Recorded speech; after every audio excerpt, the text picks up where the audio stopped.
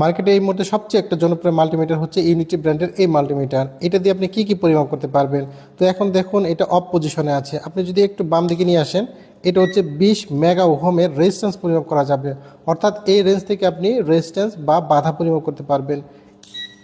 এখন আপনি 200 kilo ohm পর্যন্ত পরিমাপ করতে পারবেন। এখানে 20 কিলো ওহম পর্যন্ত পরিমাপ করা যাবে। এখানে 2000 এবং এখানে 200 ওহম পর্যন্ত পরিমাপ করা যাবে। এরপর যদি আপনি এই রেঞ্জে নিয়ে আসেন, তাহলে কিন্তু এখানে দুইটা অপশন পাবেন। একটা হচ্ছে ডায়েট মোড আর একটা হচ্ছে কন্টিনিউটি মোড। অর্থাৎ এখান থেকে আপনি কন্টিনিউটি টেস্ট করতে পারবেন, কোনো তারের ছেঁড়া ফাটা আছে কিনা সেটা পরিমাপ করতে পারবেন এবং ডায়েট পরিমাপ করতে পারবেন। এরপরে যদি আমরা নবটা এদিকে নিয়ে আসি, তাহলে আমরা কিন্তু মাইক্রো অ্যাম্পিয়ার পরিমাপ করতে পারবো। এটা অবশ্যই ডিসি অ্যাম্পিয়ার।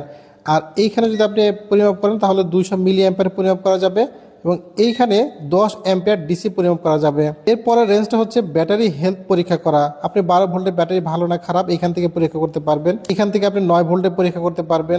এখানে 1.5 ভোল্টের যে ব্যাটারি, সেই ব্যাটারি ভালো আছে কিনা আপনি এই রেঞ্জে থেকে সিলেক্ট করে আপনি পরিমাপ করলে ব্যাটারি ভালো না খারাপ সেটা এই মাল্টিমিটার থেকে বোঝা যাবে।